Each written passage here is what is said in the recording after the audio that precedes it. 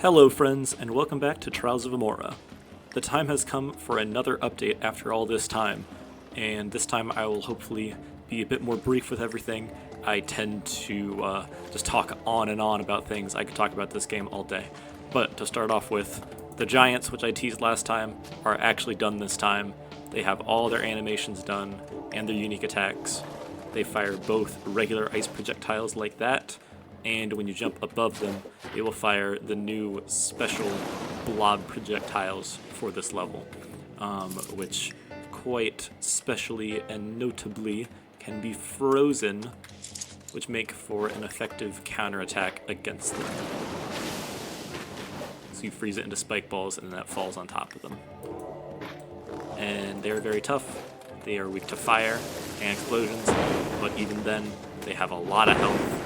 These are late game enemies, cannot be easy to kill unless you have a ton of bombs. The other new enemy that I've added are the Whites, which terrifyingly are all over the level, but most of them are harmless. They just sit in the background because they're imprisoned in this icy hellscape, but some of them are active and will awaken once you get close to them, just like many other ranged enemies in the game. And similar to the Giants, they are weak to fire and explosions, but still pretty tanky. Although, for reference, I am at the lowest level possible. If I cheat for a second and level myself up a little bit, give myself 6 levels, since this is level 9, that does make them a little bit easier to slay. Quite notably, they can also hang from the ceiling, just like other ranged enemies like the Serpent. And similar to the Giants, again, their projectiles can be frozen, and you can use that to counter attack against them. Most usefully when they're not hanging from the ceiling, you can counter it more easily. Oh gosh. A little bit chaotic. I have also added several new runes. We are almost to the end. There are only 2 rune spots left, which will be the most powerful axe rune and the most powerful bow rune. The most powerful shield rune is already implemented. That is the evasion rune. Every 8th instance of damage will be fully negated, ignoring tick damage like when you're burning or if you're poisoned. So just to demonstrate it real quick, let's find the haze, which I've also updated. These guys are from level 8. They now actually deal mana damage. You can see the blue number popping up alongside the red health value. And we'll get to these guys. Their drop item has been updated as well. But let's see. I've lost count, but once he hits me the 8th time, it will not apply damage. There we go. Free damage, awesome. So now let's defeat this guy real quick. Did not drop the item, but thankfully I have plenty of them already. The shadow clumps now actually have an active effect, so instead of only selling them for gold, you can also throw them. And what will this do to enemies? It will deal a little bit of damage, but more notably, if you're paying attention to the description, it will reduce their magic resistance. It will fully negate it. So, for example, if I grab a spell, ideally one that won't do tick damage, so it's clear. Let's use the ice spell. So normally, level 1, or actually no, I'm not level 1. At level 7, that deals 20 damage. If I remove his magic resistance real quick with the projectile, then instead of 20 damage, it'll do... That's still the 20 damage. This is magic damage, right? This might have been a bad example. Okay, yes, that was a horrible example. Basic imps don't have magic resistance, so you can't get rid of it. You're already doing max magic damage to them. So instead, let's summon a Crux imp and do the same thing. So if we use the ice spell again, that does 18 damage. Now let's negate his magic resistance. There you go, more damage. I got distracted. We're also doing runes. The other new rune is the Orbit rune, which will raise a shield that rotates around you the entire time. Orbits around you, if you will. And this will block incoming projectiles. If it is destroyed, then it will come back after a couple seconds. Because it rotates so slowly, it you kind of have to aim it sometimes for it to actually block the projectiles that are coming in. But there you go, it works. Similar to other magic shields, if it is struck by void magic, that will destroy it for a couple seconds though. And it can be upgraded to spin faster, which will help a little bit. The last new rune that has been added is the Death rune, which upgrades your bow and causes your arrows to have multiple effects. They will apply meld to enemies, which, if you might remember, is the virus magical degradation zombie effect from the zombie level, which you can use to kill enemies. You might have noticed it takes damage to apply that effect, so use it carefully. Notably, it will also not affect robotic enemies, so if you're if you're using it against robotic enemies, then you're taking recoil damage for no real reason. But the other effect that it applies is Void, anti-magic, which means that it still is useful against robotic enemies. You can use it to break through their magic shields. While we are in the city of Avarium, you might have noticed the giant new structure in the background. It is finally connected to the map. You can finally go to the Colosseum of Greed. Now, the actual interior is not done. We still just have our NPCs standing in a row, and they don't say anything. And you can't buy items yet, but you can go ahead and start taking the Colosseum challenges, even though I'm still missing a lot of artwork for it. Conceptually and programmatically, everything is implemented. It's just about setting up the battles and using the framework that I've set up. Because enemies will spawn, and then a reward will show up at the far side of the screen. And it will track your progress throughout the different challenges.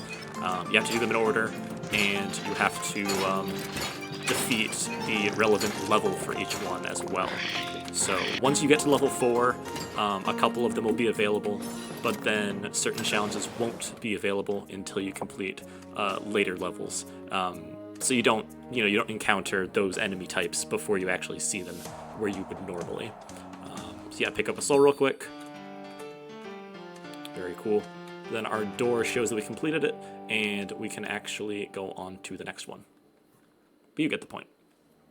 Here is level 9 again, Underground Glacier. There is now a teleportation point and a checkpoint here that you can warp to once you've gotten to that point in the game.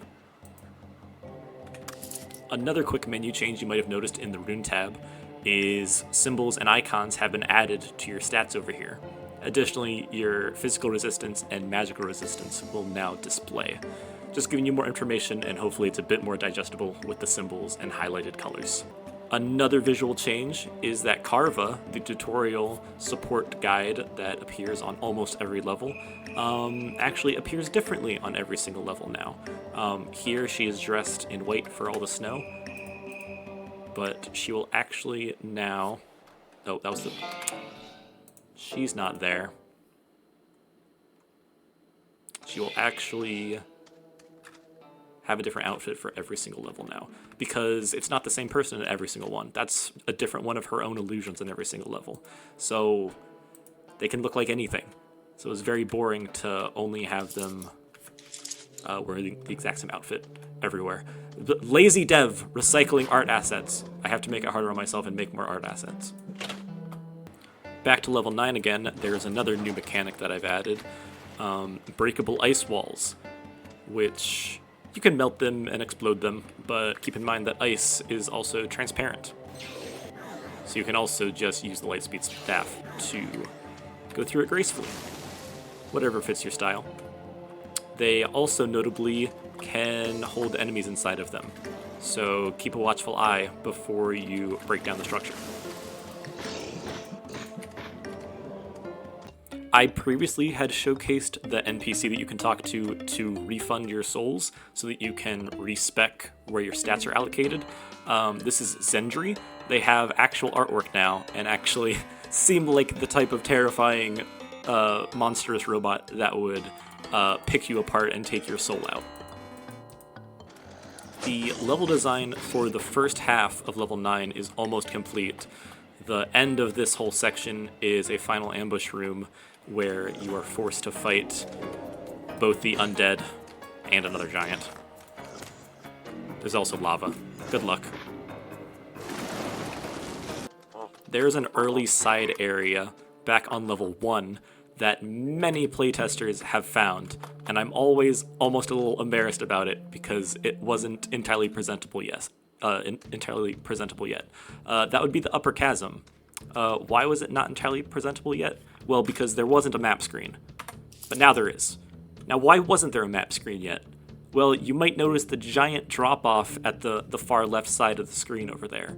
And that leads to the other level of the map. Or the other level... the other section of this level. The shape of the level is actually horrible, and fitting all of it onto one of these map screens would not have worked. So it took so long to make the map because I had to do this.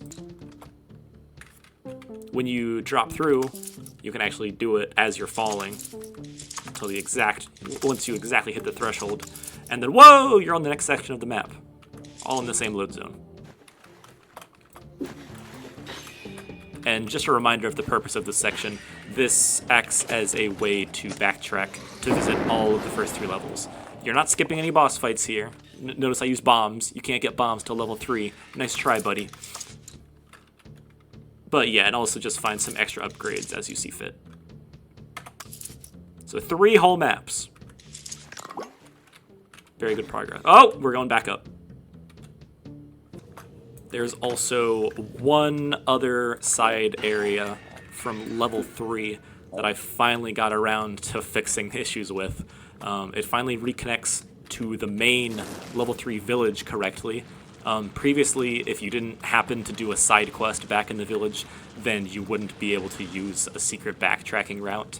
But now that is fixed, and while you're in the area, you now have a map. We're actually looking like a completed project, almost, maybe. Not even close, we're getting there. On the topic of fulfilling promises of what the final product will include, survival mode, which has been an option in the gameplay preferences for a very long time, finally does something. So when you check it, you will now have to eat food. So you'll gain a new status effect. I'm generous. When you first start off, you are well fed for 30 minutes. I might reduce that over time. Oh wait, and actually I can't demonstrate it now because we're not going to sit here for 30 minutes. But once the time goes out, then you will get a new status effect for being hungry, and you've played survival crafting game, you know.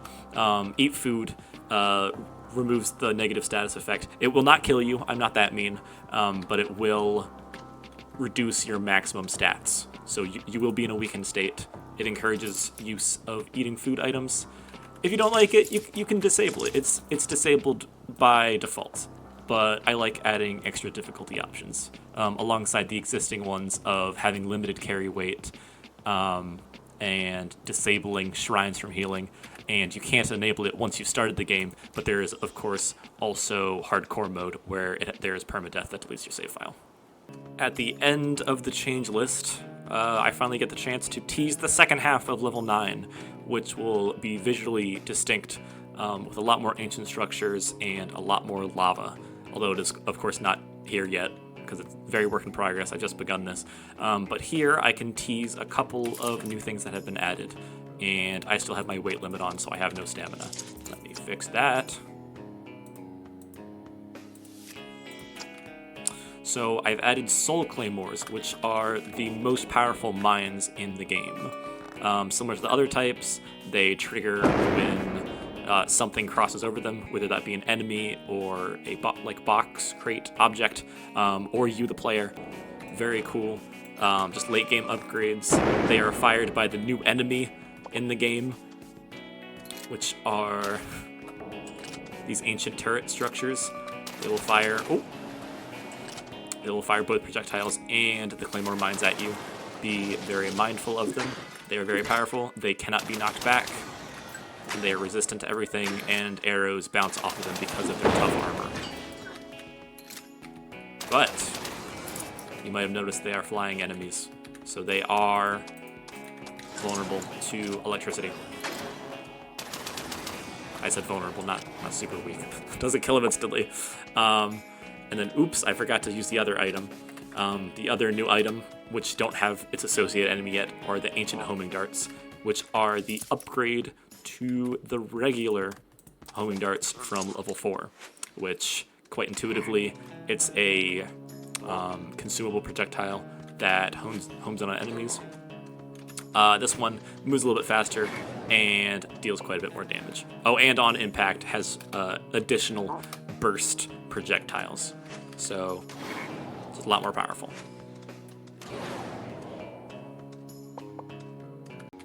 Lastly, there is one other change of note that I've worked on recently, and that'll be back on the main menu. I've taken another swing at designing the main logo for the game, Trials of Imorah. I think it's a huge improvement.